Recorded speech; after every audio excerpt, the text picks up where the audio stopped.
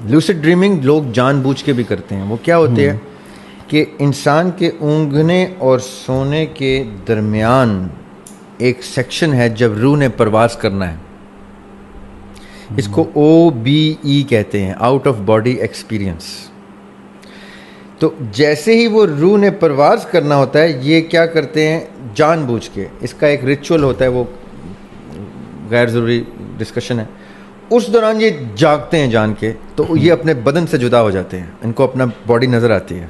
इसको OBE कहते हैं, आउट ऑफ बॉडी एक्सपीरियंस। उसमें आपकी बॉडी आपके सामने पड़ी हुई होती है, उसकी बाकायदा एक ओरिएंटेशन होती है, पहले सिखाया जाता है, क्योंकि उसमें लेफ्ट पाँव राइट हो जाता है, राइट पाँव लेफ्ट हो जाता है, रिफ्लेक्स एंगल आए तो आप गिर जाते हैं। जब आप पहला स्टेप लेते हैं तो आपको राइट लेफ्ट का अंदाजा नहीं होता, मुंह के बल गिर जाते हैं। इसलिए पहले OBE कराने वाले भी बाकायदा उसकी ट्रेनिंग देते हैं कि ये करना है, फिर वो करना है, फिर प्यास लगेगी तो क्या करना है, और फिर उस अपनी बॉडी को प्रोटेक्ट के लिए क्या करने के लिए, हिसार कैसे बांधना है। क्यों? अब आपके सवाल पे आने लगा, क्योंकि वो बॉडी एक एम्प्टी कंटेनर की सूरत में आपने छोड़ दी है। रूह तो ऑलरेडी परवाज़ कर गई, आपने उसका नफ्स भी जुदा कर दिया।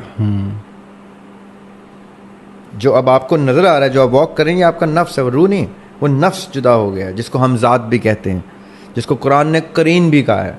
ठीक है, जैसे ही हम ज़ात जुदा होता है तो आपकी बॉडी इतना एम्प्टी कंटेनर होती है कि कोई भी शयातीन में की नुमा की कोई चीज़, कोई जिन अगर उसमें एंटर हो गया तो you have to be a very very strong expert of getting that thing out of your body, otherwise you are locked out into limbo for eternity.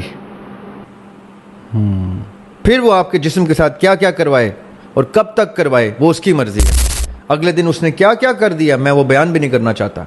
अगले दिन उसने क्या क्या कर दिया अपनी ज़िंदगी में, और कब उसने तंग आके या अपना टाइम पूरा करके छोड़ दिया बॉडी को और आप दोबारा उसमें जाने के काबिल हुए, तब तक आपको याद भी नहीं होगा। लोग आप पे इल्ज़ाम तराशी कर गए होंगे वसूख के साथ कि ये हमारे पास रिकॉर्डिंग मौजूद है, तुमने ये किया, और आप कहेंगे मुझे तो होश ही नहीं हर चीज़ को। इसको साइंस क्या कहती है? Dissociative identity disorder, DID।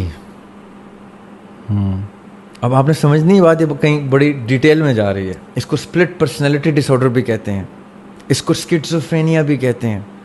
इसकी बेतहाशा साइंटिफिक टर्म्स हैं।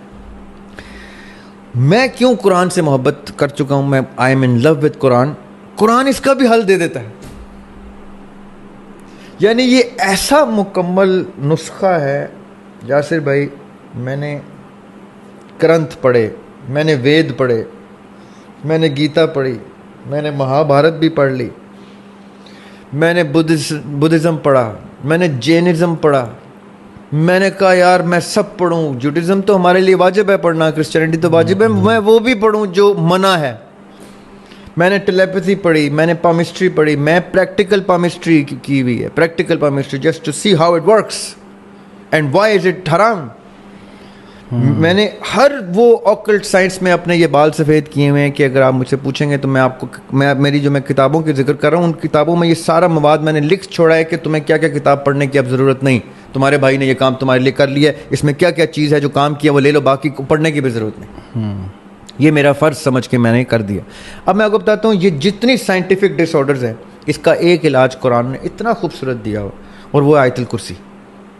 अच्छा, सोने से पहले आप आयतुल कुर्सी पढ़ते हैं तो अल्लाह ताला फरिश्ते तैनात कर देते हैं आपकी उस बॉडी की प्रोटेक्शन के लिए, जिसमें रूह के जाने और नफ्स के कैद होने का प्रोसेस वाजिब हो जाता है फरिश्तों के लिए, कि अब हम खड़े हैं दरबान बन के, अब कोई शैतान इस जिस्म में नहीं घुस सकता, अब इसकी प्रोटेक्शन हम पे वाजिब हो गई। अब वो छोटा है, बड़ा है, स्याह है, सफ़ेद है, माँ है, बीवी है, बच्चा है, औरत है, जो भी है। अब फिर यहाँ प्लीज़ एक सवाल ले लें। आयतुल कुर्सी पढ़ ली, आपके ऊपर फरिश्ते दरबान बन के खड़े हो गए, लेकिन उसके साथ क्या ये कंडीशन ज़रूरी है कि उस शख्स का बावजू होकर सोना, वुज़ू में सोना ज़रूरी है, या ये कोई कंडीशन नहीं है? बावजू होकर सोना बड़ी बड़ी मुश्किल, मैं आसान करना चाह रहा हूँ, दीन को आप मुश्किल कर रहे हैं। जैसे आप बावजू कहेंगे वो आयतुल कुर्सी भी छोड़ देंगे, आप उनको आयतुल कुर्सी पढ़ने दें। नहीं, मतलब मुझे लगा कि शायद जो है फरिश्तों ने होना वहाँ पे। नहीं, फरिश्ते हमारे, देखिए मेरा ये फरिश्ता ना बगैर वुज़ू के भी मेरे गुनाह लिख रहा है। मैं आपको इस पे एक शेर सुनाता हूँ अपना, बड़ा ज़रूरी शेर है। अच्छा, पहले मैं आपको मतला सुनाता हूँ शेर गज़ल का, फिर इस शेर पे आते हैं। ठीक है। था मद्दो जज़र, ये by the way Parveen Shakir की ज़मीन में ट्रिब्यूट टू परवीन शाकिर है।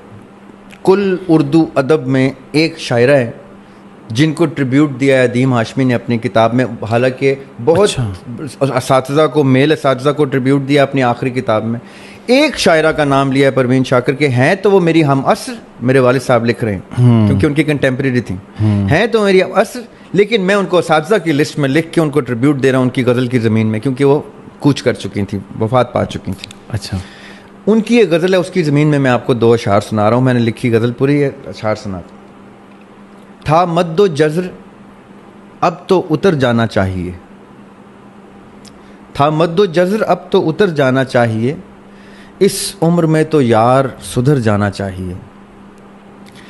ए कातिबे गुनाह, जो हमारा ये फरिश्ता जिसका मैं जिक्र कर रहा हूँ, जो गुनाह लिखता है बेचारा, ए कातिबे गुनाह तेरे सब्र को सलाम। क्या क्या लिख चुका है वो, कुल इंसानियत ने क्या क्या कर दिया। ए कातिबे गुनाह तेरे सब्र को सलाम, अब तक तुझे तो खौफ से मर जाना चाहिए। वाह।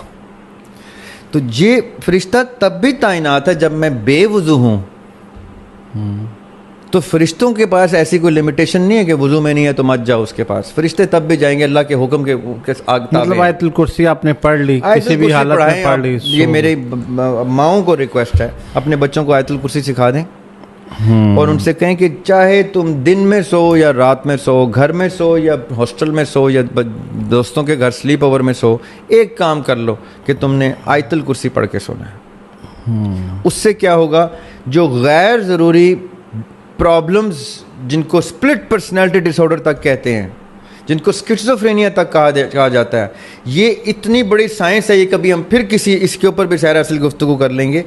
इसके सद्देबाब हो जाता है from the very source of sleep जब आप आयतुल कुर्सी पढ़ लेते हैं। उसके बाद आपका बच्चा बड़ा जो भी है वो स्लीप पैरालिसिस भी नहीं देखेगा इंशाल्लाह, वो स्लीप एपनिया भी नहीं देखेगा इंशाल्लाह। मैं स्लीप एपनिया का पेशेंट रहा हूँ। अच्छा। और इतना शदीद पेशेंट रहा हूँ कि मुझे उसका मास्क तक मंगवाना पड़ गया था भाई से अमेरिका से, कि उसका एक मास्क होता है वो पहन के आप सोते हैं, क्योंकि वो नियर डेथ एक्सपीरियंस होता है, उसमें सांस बंद हो जाती है और आप छलांग मार के गिरते हैं, सांस की तलब में आप भाग रहे होते हैं पागलों की तरह, सांस नहीं आ रही होती।